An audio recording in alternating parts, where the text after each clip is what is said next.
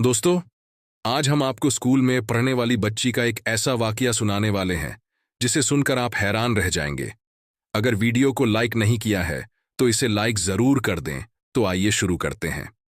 शबाना नाम की औरत अपनी कहानी बताते हुए कहती है कि मैंने अपने ससुराल वालों से, यहां तक के अपने रिश्तेदारों से भी लड़ झगड़ कर अपनी बेटी को स्कूल भेजा था। वो लोग तो उसकी तालीम के खिलाफ थे, लेकिन कुछ दिनों से उसकी हरकतें बहुत मशकूक हो गई थीं।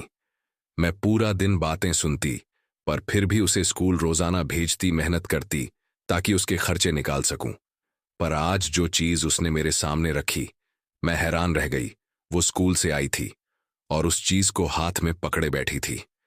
मेरे सामने ऐसे बैठी थी जैसे बहुत बड़ा वर्ल्ड कप लेकर आई है और मैं उसकी तारीफ करूंगी। मैंने उससे पूछा कि ये सब क्या है, क्या करती रहती हो तुम स्कूल में? तो उसने कहा कि वो कुछ नहीं करती है, लेकिन मामला गड़बड़ था। ऐसा मामला था कि मैं किसी को बता भी नहीं सकती थी। एक दिन मैं उसके स्कूल चली गई और दूर से देखकर ही पता चल गया कि वो क्या कर रही थी। पास जाने की हिम्मत नहीं थी, लेकिन वो मंजर मुझे मार डालने के लिए काफी था, क्योंकि मेरी बेटी एक, मेरा नाम शबाना है, मैं अपनी जवानी में बहुत खूबसूरत होती थी। इतनी खूबसूरत कि मेरे शौहर ने जब मुझे देखा तो सबके सामने ये कह दिया कि उसे दहेज नहीं चाहिए, बस ये लड़की उसके निकाह में दे दी जाए। हम दोनों की शादी हो गई और मैं घर आ गई। पर इस बात के लिए मेरी सास ने मुझे कभी माफ नहीं किया कि मैं कुछ भी लेकर नहीं आई। मेरे माँ बाप ने मुझे कुछ नहीं दिया था, जबकि बाकी बहनों को कुछ ना कुछ तो दिया ही था। उन्होंने कहा कि जब तुम्हारे शौहर ने इनकार कर दिया तो फिर हम कुछ क्यों दें। मेरे शौहर ने कहा था कि वो सारा सामान खुद बना लेगा, लेकिन फिर हालात ऐसे आ गए कि हम ज्यादा सामान नहीं खरीद सके। अल्लाह ने एक बेटा दिया था जो अब 17 साल का हो गया था। वो दूसरे शहर में अपने बाबा के साथ ही काम करता था। उसके बाद अल्लाह ने मुझे एक बेटी भी दी थी। वो भी अब जवान हो रही थी। हमने उसका नाम शाहीन रखा। उसने जब 5 क्लास पढ़ ली तो मेरी सास और बाकी देवरानियों जेठानियों ने कहा कि अब इसको घर पर बिठाओ, इसे घर के काम सिखाओ। ये जवान हो रही है, लेकिन मैं चाहती थी कि मेरी बेटी कम से कम भी 12 जमाते तो पढ़े। आजकल 5 क्लासों को क्या समझा जाता है। इसीलिए मैंने उसे हाई स्कूल में दाखिल करवा दिया। वो भी पढ़ाई करना चाहती थी और उसे भी पढ़ने का बहुत शौक था, लेकिन हमारे उस गांव में कोई सरकारी स्कूल नहीं था। यहाँ तो किसी ने खुद ही एक स्कूल बनाया था जिसमें ज्यादा लड़कियां नहीं थीं, जगह भी कम थी, क्योंकि गांव के लोग अपनी बच्चियों को ज्यादा नहीं पढ़ाते थे। मैंने उसे कहा कि मेरे पास फीस के पैसे नहीं है, आप थोड़ी मेहरबानी नहीं कर सकते। उसकी मालकिन भी एक औरत थी। उसने कहा कि मैं खुद बड़ी मजबूर हूं, नहीं तो कुछ कर लेती। मैंने इस स्कूल का किराया भी देना होता है और बिजली का बिल भी। मैंने उसकी मजबूरी को समझा और कहा कि ठीक है, कहीं से कुछ ना कुछ कर लूंगी। अब मैं घर के काम करती, शाम के टाइम में मशीन लेकर बैठ जाती, रजाइयां और रजाइयों के कवर सिया करती। मुझे कपड़े तो सीने नहीं आते थे, लेकिन ये काम आता था। पर यह काम बहुत मुश्किल और लंबा होता था और इसमें वक्त बहुत लगता था।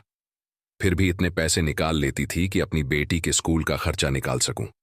उसकी फीस, किताबें, पेंसिल, रबर, हर चीज का खर्चा मुझे ही निकालना होता था। मेरा शौहर भी पैसे नहीं देता था। वो कहता था कि अगर बेटी को पढ़ाना है तो अपने बलबूते पर पढ़ाओ। उसे इस बात का मसला नहीं था कि बेटी को पढ़ाया जाए या ना पढ़ाया जाए। मैं सबसे लड़ झगड़ कर ये काम कर रही थी। रजाइयां सी सीकर मेरे हाथ सूज जाते थे। मुझे अपनी बेटी की फीस देनी थी, लेकिन अभी पैसे पूरे नहीं हुए थे। पहले से ही 7 दिन ऊपर हो चुके थे। मैं बड़ी परेशान थी, लेकिन प्रिंसिपल ने कहा कि ठीक है, इस महीने हम आपकी फीस माफ कर देते हैं। अगले महीने आपको दोनों महीनों की फीस देनी होगी। अगला महीना भी शुरू हो गया और उसके 8 दिन भी ऊपर हो गए। मेरे पास पैसे नहीं थे। मेरी बेटी की फीस 4,000 थी और कुछ ऊपर के खर्चे भी थे, यानी मुझे 5,000 की जरूरत थी। 5,000 कहां से आते? शौहर से बात की तो उसने कहा कि मैंने तो तुम्हें पहले ही कहा था कि मैं 1 रुपया नहीं दूंगा। मैंने कहा कि उसके लिए नहीं तो मेरे अपने खर्चे के लिए दे दो। उसने कहा कि तुम्हारे खर्चे के लिए नहीं है, तुम अभी सब्र करो। मैंने सोचा था कि थोड़े बहुत पैसे देगा तो मैं अपनी बेटी की फीस दे दूंगी, कपड़े वगैरह नहीं बनाऊंगी। लेकिन उसने मुझे पैसे नहीं दिए। मेरी बेटी घर आई तो वो भी काफी परेशान थी। वो कमरे में चली गई और जब मैं दोपहर को उसके कमरे में आई, मैंने तकिया उठाया तो हैरान रह गई। तकिए के नीचे 2,000 पड़े थे। मैंने कहा कि ये पैसे कहाँ से आए? क्या ये पैसे मेरे शौहर ने रखे हैं?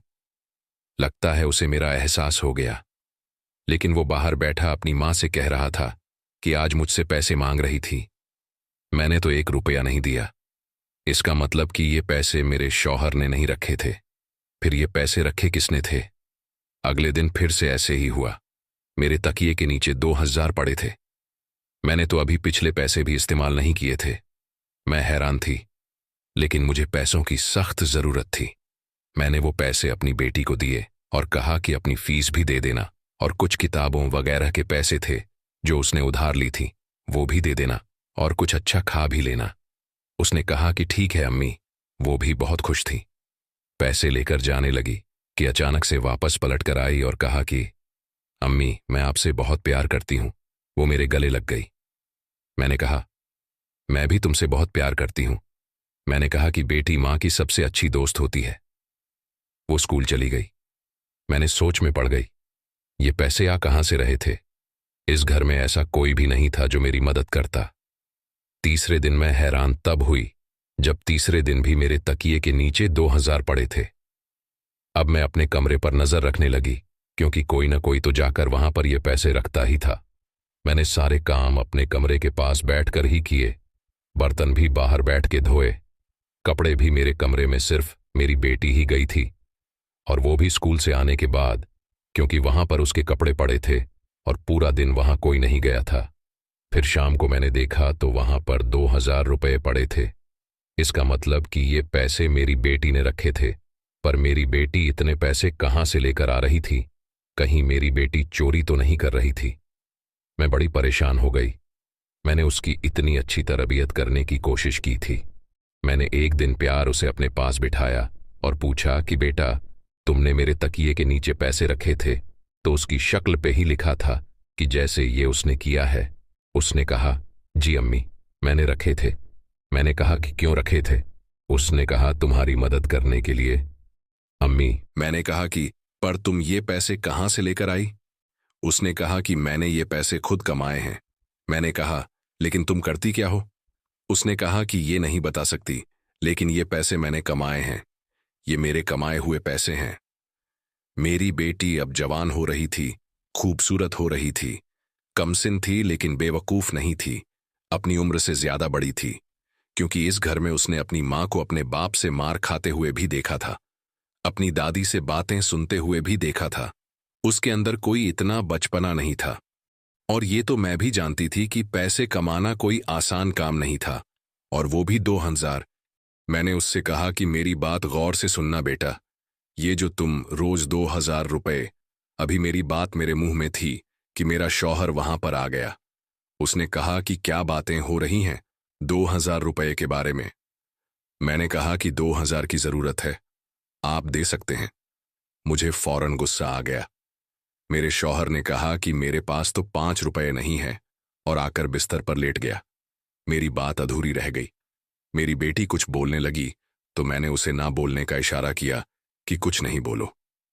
मैं नहीं चाहती थी कि ये बात मेरे शौहर को पता चले, क्योंकि अगर ये बात मेरे शौहर को पता चलती तो बहुत बड़ा तूफान आ जाता, और वो सीधा जाकर मेरी सास को बताता और पूरे गांव में ये बात फैल जाती।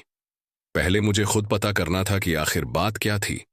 वैसे ये बात बहुत अजीब थी कि मेरी बेटी स्कूल जाती है, वहां से 2,000 रुपये कमा के लाती है। आखिर वो स्कूल में ऐसा करती क्या थी? एक दिन मैं उसके स्कूल चली गई। मैंने प्रिंसिपल से पूछा कि यहां सब कुछ ठीक है, शाहीन ठीक से पढ़ती तो है, तंग तो नहीं करती। मैंने ये सब कुछ इसलिए पूछा था कि अगर कोई बहुत ही अनोखी बात हुई तो प्रिंसिपल मुझे खुद ही बता देगी। पर उसने कहा कि सब कुछ ठीक है, आपकी बेटी पढ़ाई में भी अच्छी है, और सबके साथ उसका रवैया भी बहुत अच्छा है, इखलाक भी अच्छा है, सबके साथ दोस्ती है, अच्छे तरीके से पेश आती है। इसका मतलब क्या उनको भी कुछ पता नहीं था? एक दिन वो पैसे मेरे शौहर ने देख लिए। उसने कहा कि तुम्हारे पास तो खुद इतने सारे पैसे हैं, तो फिर तू मुझसे पैसे क्यों मांग रही थी? मैं हैरान थी कि ये पैसे तो मेरे लिए वाकई मुसीबत बनने जा रहे थे। अब मुझे झूठ पे झूठ बोलना पड़ रहा था। मैंने कहा कि जमा किए हुए थे, 3 महीने की फीस नहीं थी, बेटी की फीस के पैसे हैं। मेरे शौहर ने कहा कि उसकी फीस हो जाएगी, वैसे भी प्रिंसिपल तुम्हारी दोस्त है। मैंने कहा कि वो मेरी दोस्त नहीं है, वो इस गांव की जरूर है लेकिन वो किसी की दोस्त नहीं है। ये पैसे वापस करो। मेरे शौहर ने वो पैसे अपनी जेब में डाल दिए और कहा कि मुझे भी अभी जरूरत है, बाद में तुम्हें वापस कर दूंगा। मुझे पता था कि अब ये पैसे मुझे वापस मिलने वाले नहीं हैं, लेकिन ये जो भी हो रहा था बहुत ज्यादा अजीब था। मेरे शौहर ने हमेशा मेरे साथ यही किया था। मुझे अपने शौहर के बारे में एक और बात भी पता चली थी, जो मैं अपने दिल में ही दबाए बैठी थी। मैंने किसी को नहीं बताया था कि मेरा शौहर, जो मेरी खूबसूरती देखकर मुझ पर मर मिटा था, जिसने दहेज लेने से इनकार कर दिया था, अब वो मुझसे इतना बदजन और बदगुमान क्यों हो गया था कि दरअसल उसने दूसरी शादी कर रखी थी, और वो भी दूसरे गांव में। वो अक्सर वहां पर जाता था, उसके खर्चे उठाता था। सुना था कि उससे एक बेटा भी था जिसके वो खर्चे उठाता था और बहुत खुश रहता था। मेरे बेटे को भी मेरे शौहर ने अपने इशारों पर नचा लिया था। वो भी मुझसे अच्छे तरीके से बात नहीं करता था और दूसरी माँ के घर भी वो आता जाता था। उसको मेरे शौहर ने बिल्कुल अपनी तरफ लगा लिया था। अब मेरे लिए इस दुनिया में अगर कोई मेरा अपना था तो वो मेरी बेटी ही थी। लेकिन मैं बहुत परेशान थी। ये गांव था, यहां पर छोटी छोटी बातें बहुत जल्दी फैल जाती हैं, इसीलिए मुझे सोच समझकर कदम बढ़ाना था। एक दिन मैं स्कूल चली गई। मैंने सोचा कि देखती हूं कि मेरी बेटी क्या कर रही है, क्योंकि वो पैसे तो स्कूल से ही कमा कर लाया करती थी। पर जब मैं स्कूल गई तो ये बात जानकर हैरान रह गई कि मेरी बेटी तो स्कूल में थी ही नहीं। मैंने उसकी दोस्त से पूछा कि शाहीन कहाँ है। मैं उसकी दोस्त को भी अच्छी तरह से जानती थी। उसने कहा कि हमें नहीं पता, अभी तो छुट्टी होने में थोड़ा टाइम था। मैंने कहा कि क्या वो रोज इस टाइम नहीं होती। उसने कहा कि हमारी आखिरी पीरियड की मैडम ने 3 महीने की छुट्टी ली है, तो आखिरी पीरियड खाली होता है, हम उसमें बैठकर अपनी पढ़ाई करते हैं, और आखिरी पीरियड में शाहीन यहां पर नहीं होती है। मैंने कहा कि तुमने ये बात किसी और को बताई है। उसने कहा कि नहीं, मुझे शाहीन ने बताने से मना किया था, लेकिन वो आखिरी पीरियड में गायब हो जाती है। मैंने कहा कि अभी वो कहाँ है। उसने कहा कि मुझे नहीं पता। मैं और ज्यादा परेशान हो गई कि मेरी बेटी कहाँ है और मैं उसे कहाँ तलाश करूं। पर उसने कहा कि वो छुट्टी के वक्त आ जाएगी, आप यहीं पर इंतजार कर लें। वो छुट्टी के वक्त आ जाती है और हमारे साथ ही निकलती है। मेरी बेटी वापस अपनी दोस्तों के साथ ही आया करती थी। मैंने कहा कि नहीं, ऐसे उसे पता चल जाएगा कि मैं उसके पीछे आई थी। मैं घर जाती हूं। मैं घर चली गई और मेरी बेटी छुट्टी के टाइम आ भी गई। उसने फिर से 2,000 रुपये मेरे हाथ पर रख दिए। उसने कहा कि अम्मी, आपने कहा था ना कि तकिए के नीचे नहीं रखना, नहीं तो बाबा देख लेते हैं, इसीलिए ये मैं आपको दे रही हूं। मैंने अपनी बेटी को हैरान होकर देखा। उसने कहा कि क्या बात है अम्मी? मैंने कहा नहीं, कोई बात नहीं है। अगले दिन मैं उसके स्कूल चली गई। जैसे ही आखिरी पीरियड का वक्त हुआ, मैंने देखा कि वो स्कूल की एक टूटी हुई दीवार से अंदर से निकलकर बाहर जा रही थी। मेरे तो हाथ पांव फूल गए। आखिर मेरी बेटी क्या कर रही थी, वो स्कूल से कहां जा रही थी, किधर जाती थी? उसने मुझे ये बात क्यों नहीं बताई? मैं भी उसके पीछे पीछे चलने लगी। वो चलती चलती जा रही थी। जब वो थोड़ा आगे पहुंची तो मेरे हाथ पांव मजीद कांपने लगे, क्योंकि वो जिस घर में जा रही थी, उस घर के बारे में हम सब अच्छी तरह जानते थे। पूरा गांव जानता था, और अगर मेरी बेटी को किसी ने वहां जाते हुए देख लिया होता तो अभी तक मेरी बेटी इतनी बदनाम हो जाती कि इस गांव में कोई उससे शादी नहीं करता। क्योंकि ये घर जिन लोगों का था, उनको हम सब अच्छी तरह जानते थे। वो कोई और नहीं बल्कि कुछ किन्नर यानी हिजड़े थे, जो यहीं पर रहते थे।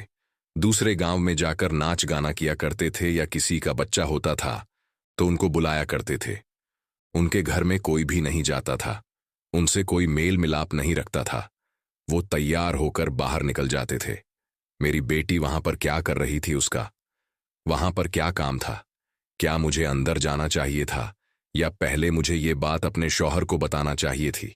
लेकिन अगर शौहर को बताती तो वो मेरी बेटी पर हाथ भी उठाता, उसकी पढ़ाई भी बंद करवा देता। इसलिए मैं खुद ही आगे बढ़ गई। मेरी बेटी तो अंदर चली गई। आखिरी पीरियड और छुट्टी के टाइम को मिलाकर वो यहां पर तकरीबन 2 घंटे गुजारा करती थी। उसका बैग भी उसी के पास था। मैंने दरवाजे पर दस्तक दी तो अंदर से किन्नर बाहर आया, जो मुझे देखते ही पहचान गया। मैंने उसे धक्का दिया और मैं अंदर दाखिल हो गई और सामने का मंजर देखकर मैं हैरान रह गई। मेरी बेटी वहीं पर बैठी थी। वो मुझे देखकर घबरा सी गई। मैंने कहा कि क्या कर रही है तू यहां पर? बोल, क्या कर रही है तेरा? यहां पर क्या काम है तुझे? मैंने बताया था ना कि अगर तूने कोई ऐसी वैसी हरकत की, मेरी इज्जत बर्बाद की, तो मैं तुझे कभी माफ नहीं करूंगी। अरे तेरे लिए मैंने सबसे झगड़ा मोल लिया। तेरा बाप भी हमारा नहीं, वो भी कभी हमारे लिए खड़ा नहीं होगा।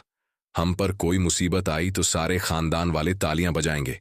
क्या कर रही है तू यहां? मैं अपनी बेटी को थप्पड़ मारने लगी कि एक किन्नर ने मेरा हाथ हवा में ही रोक लिया। मैंने अपना हाथ झटक कर वापस छुड़वा लिया। मैंने कहा, क्या कर रहे हो तुम लोग मेरी बेटी के साथ? तब उसने मुझे ऐसी बात बताई कि मेरी आंखों में आंसू आ गए और मैं जमीन पर ऐसी बैठी कि जैसे मेरे जिस्म से रूह निकल गई। मैंने अपनी बेटी की तरफ देखा, वो भी रो रही थी। मुझे किन्नरों ने बताया कि आपकी बेटी हमारे पास काम करने के लिए आई थी। उसने कहा था कि वो हमारे घर को साफ कर दिया करेगी। बहुत प्यारी बच्ची है, हम लोग बुरे नहीं हैं। हम इससे सारे घर का काम करवा सकते थे, लेकिन हमने पूछा कि तुम ये काम क्यों करना चाहती हो, क्योंकि हम आपको जानते थे। हमें पता था कि ये आपकी बेटी है। इसने कहा कि मेरी अम्मी मेरे लिए बहुत मेहनत करती है, परेशान रहती है, थक जाती है। रात को जब सब सो जाते हैं तो मेरी अम्मी नींद में दर्द से फरियादें करती हैं। उनकी पूरी हड्डियों में, जिस्म में दर्द रहता है, लेकिन अगले दिन वो फिर से खड़ी हो जाती है। इसीलिए मैं उनके लिए कुछ करना चाहती हूँ। हमारा ये घर बहुत बड़ा था और हमें नौकरानी की जरूरत थी। दरअसल जो नौकरानी यहाँ पर काम करती थी वो यहाँ से काम छोड़कर चली गई और उसने इस लड़की के स्कूल में काम करना शुरू कर दिया। वहां पर हमारी पुरानी नौकरानी किसी को ये बात बता रही थी कि वहां पर पैसे तो अच्छे मिलते थे, लेकिन मैं ऐसे लोगों के घरों में काम नहीं करना चाहती। बुरे लोग होते हैं ना, इसलिए। वहीं से इसने ये बात सुन ली और ये हमारे पास आ गई।